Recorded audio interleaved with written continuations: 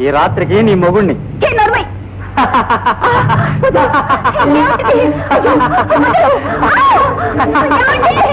వదిలిపెట్టడానిగా 200 ఖర్చు పెట్టింది. మీ ఆయన డబ్బులు లెక్క పెట్టుకున్నాడే.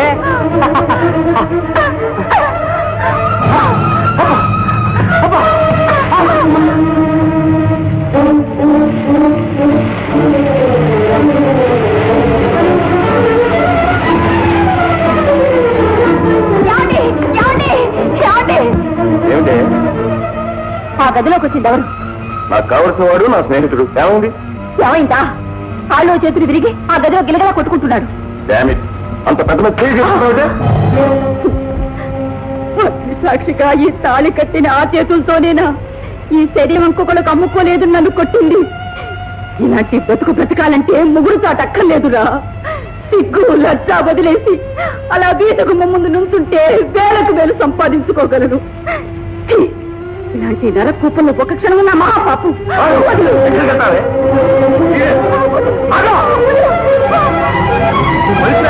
కట్టుకున్న పిల్లల్ని ఇలా బజారు పెట్టాలి సిగ్గులేదు.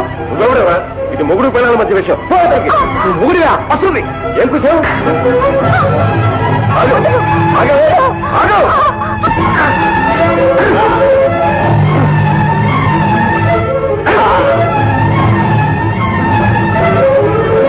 ముసుకులు లోపల పడండి. ఇంకోసారి ఇలాంటి పని చేస్తామని తెలిస్తే ఎముకలు ఇరిచేస్తాను. మాటలతో మసిపూసేస్తావు. అంత కోపాన్ని ఇస్తే కరిగించేస్తావు. మీ కోపం పోయింది కదా. ఇప్పుడు చెప్పండి, పెద్దయ్య గారు ఎలా ఉన్నారు?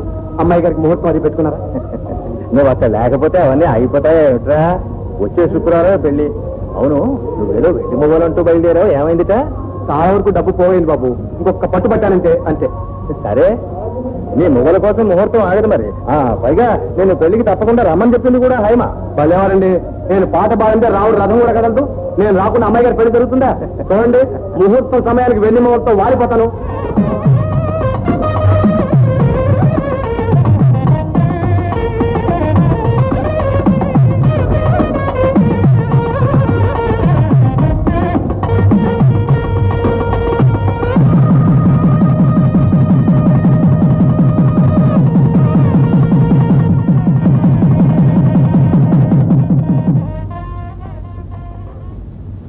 అమ్మాయి గారు చేశాను. అమ్మాయి గారు, అమ్మాయి గారు, అక్కడ వాళ్ళందరూ పెద్ద పెద్ద బహుమతులు ఇస్తూ ఉంటే ఈ చిన్న కానుక చూసి వాళ్ళందరూ నవ్వుతారేమోనని సిగ్గేసింది.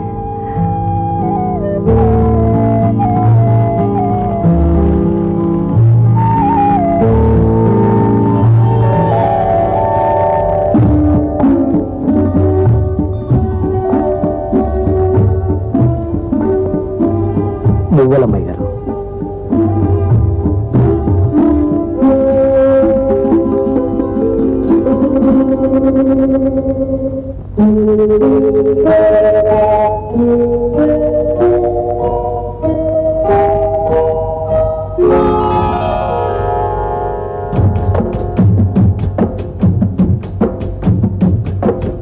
అందానికి అందం పుత్తడి బొమ్మ, అందరికీ అందనిది పూచిన కొమ్మ. అందానికి అందం పుత్తడి బొమ్మ, అందరికీ అందనిది పూచిన కొమ్మ. పుత్తడి బొమ్మ, పూచిన కొమ్మ.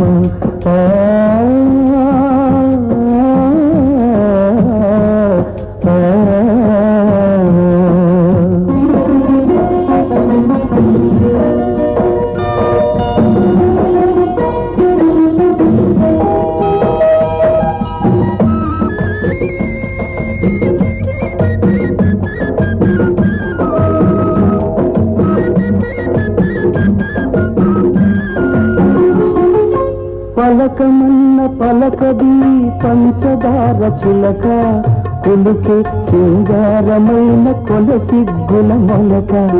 పలకమన్న పలకది పంచదార చిలక, కులుకే సింగారమైన కొలసిగ్గుల మొలక. ఎదకన్నా లోతుగా పదిలంగా దాచుకో, ఎదకన్నా లోతుగా పదిలంగా దాచుకో.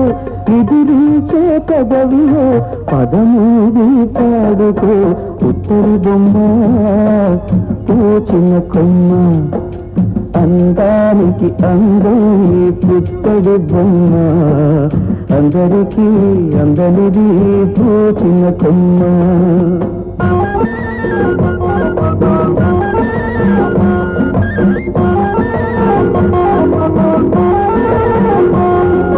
పారాణి పాదాల పారాణి జిలుగులు నీ రాజభోగాలు పాడని తెలుగులు పారాణి పాదాల పారాణి జిలుగులు నీ రాజభోగాలు పాడని తెలుగులు ముడివేసిన కొంగునే గుడి ఊది తెలుసుకో ముడివేసిన కొంగునే గుడి ఊది తెలుసుకో గుడిలోని దేవతని గుండెలో కలుసుకో పుత్తడి బొమ్మ పూచిన కొమ్మ అందానికి అందని పుత్తడి బొమ్మ అందరికీ అందనిది పూచిన కొమ్మ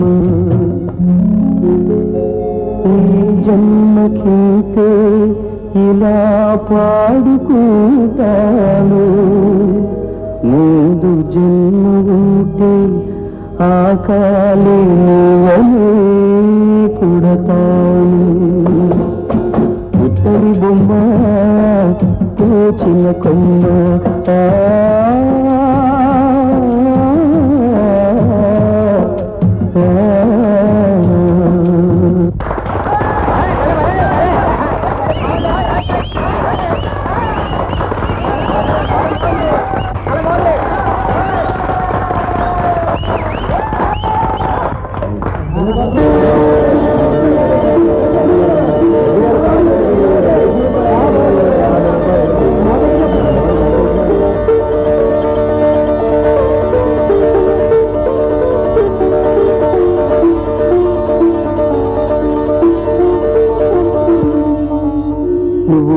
అన్నయ్య ఆపదలో ఉన్న వాళ్ళని ఆదుకునే దేవుడివి అనుకున్నాను.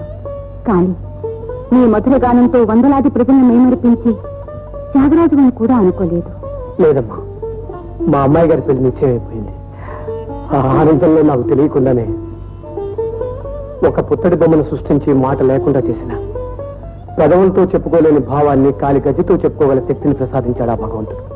అందుకే ఆమె పెళ్లికి వెన్నుమూలు కొని వాళ్ళు నాకు ఎప్పటి నుంచో కోరిక. నువ్వు కూడా రామ్మా, మంచి ఓనో కథ తుద్దు కానీ రామ్మా. 5 రూపాయలు నోటు మర్చిపోరండి. అలాగా, చాలా సంతోషం రామ్మా.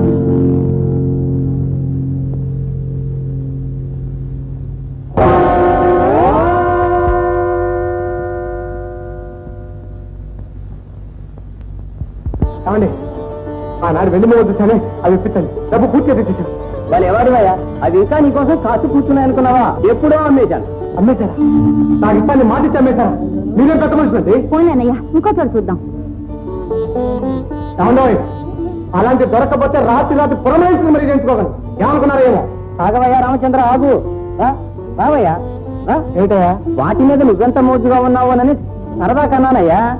భద్రంగా దాచి ఉంచా. ఇదిగో తీసుకో. చాలండి, ఇప్పుడే వేరపడం. అది ఇంకోసారి మెరుగు పెట్టామండి. ఇదిగో డబ్బు.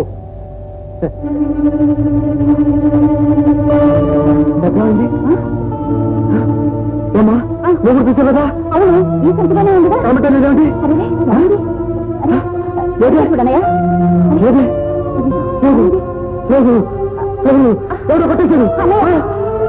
ఎక్కడ పోయిందని ఎవరు కొట్టేశారని వెతుకుతావు? అవును, నీ పిచ్చిగాని ఇంకా వాడు అక్కడే ఉంటాడా? అది కాదు సుమా, కడుపు ఆయగట్టుకుని పైసాకు పైసా కూడబెట్టాను. ఆ బొమ్మల కోసం రాత్రి బొమ్మలు కలవరిస్తాను. ఏమండి, రేపే మా అమ్మాయి కనిపించి ఎంత వడ్డీ అయినా సరే అరువు కనిపించండి. ఆ దేవుడి మీద ప్రమాణం చేసి చెప్తున్నాను, 10 రోజులప్పుడు మీ డబ్బు తిరిగి ఇచ్చేస్తాను. ఎందుకన్నయ్య అలా ఇదైపోతావు?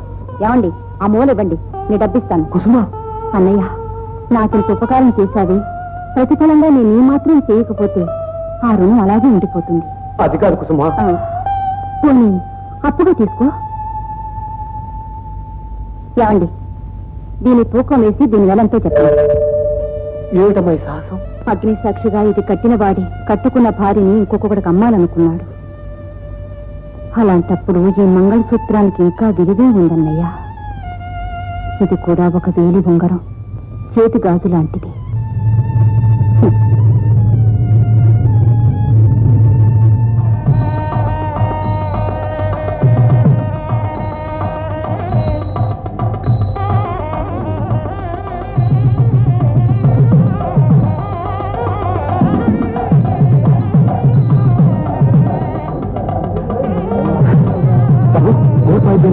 అవలేదు లేదు కదా? లేదు బాబు.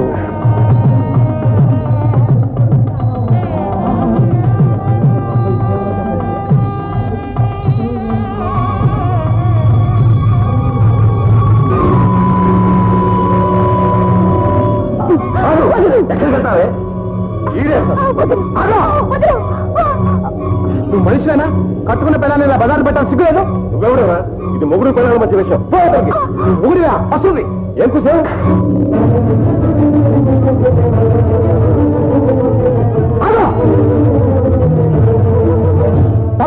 మీరు పచ్చి మోసగాడు. ఒక అమ్మాయిని ఇదివరకే పెళ్లి చేసుకుని మోసం చేసిన రాక్షసుడు. ఏమయ్యా అతను చెప్పింది నిజంగా? నీకు ఇదివరకే పెళ్ళయిందా? చెప్పరా చెప్పు. ఏమయ్యా మంచి మర్యాద తెలిసిన పెద్ద మనుషులు అనుకుంటే 10 మందిలోనే ఇలా అవమానిస్తారా? మాకు సంబంధం అక్కర్లేదు, ఈ పెళ్లి అక్కర్లేదు. అందరూ పడకండి, తాగండి.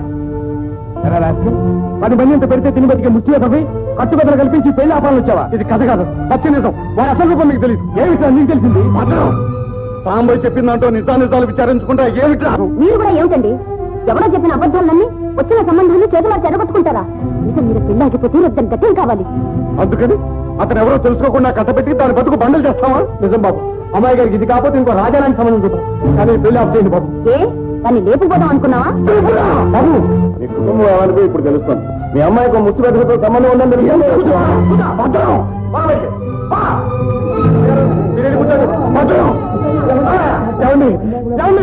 ఇంతమందిలో ఒక్కళ్ళేనా మాట్లాడండి. ఈ పెళ్లి ఆఫ్ చేయండి. మీ కళ్ళ ముందు జరుగుతున్నాయి, ఆపండి. అమ్మాయి గారు మీరు వచ్చండి. 2 పెద్ద చెరువులు పశ్చిమ ఆసియాలో ఉన్నాయి. వీటిని అక్కడున్న ప్రజలు ఈ చెరువుల్ని సముద్రాలు అని పిలుస్తారు. కానీ అవి మాత్రం చెరువులే. ఈ 2 చెరువులు కూడా ఒకే నది నుండి వచ్చిన నీళ్లతో ఏర్పడ్డాయి. గోలాన్ హైట్స్ నుండి పుట్టిన జోర్దాన్ నది లెబనాన్లోని చెట్ల మొదళ్ల నుండి రకరకాల ఔషధాల తత్వాలను తీసుకొని స్వచ్ఛంగా ప్రవహిస్తూ ఉత్తర దిక్కున వెళ్లి ఒక సముద్రంగా ఏర్పడుతుంది. అలాగే దక్షిణం వైపుగా వెళ్లి